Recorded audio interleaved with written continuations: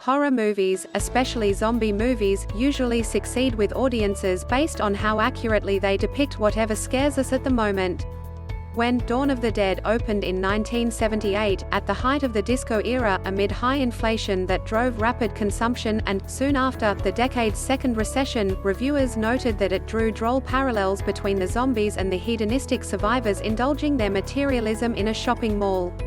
When 28 Days Later debuted in 2002, audiences that had seen tearful searches for survivors on the news after 9/11 saw an empty London plastered with flyers of missing persons.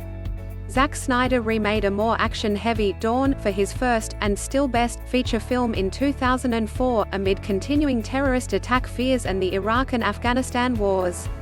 This weekend he returns to the zombie genre with his latest film, Army of the Dead, but he seems less interested in finding new and interesting ways to scare us than in making sure every plot twist in his predictable screenplay lands with a maximum of fanfare.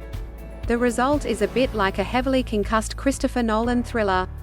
Army is evidence that he doesn't know how to be a consistently interesting director, but that he at least hopes one day to pull it off.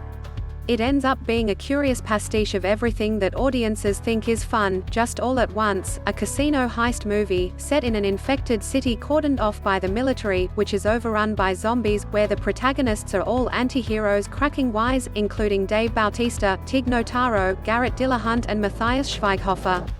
And Snyder has a good time following Bautista as he assembles that crew, and Ocean's 11 worth who are introduced using, or languishing without, there's a zombiepocalypse going on, after all, their trademark skills, after which their fixer, Nora Arnezeder, leads them into the depths of the abandoned city of Las Vegas.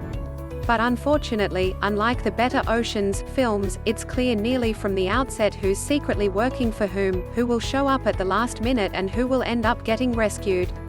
As a consequence, the film has the odd distinction of being a zombie movie that isn't particularly scary, and Snyder's best efforts to convince us we're having a good time rarely manage to do so. It's not that the movie doesn't have any new ideas, it's just that it has only enough for a svelte 90-minute flick with about one-third of the ponderous dialogue of this one, and the film clocks in at 2.5 hours.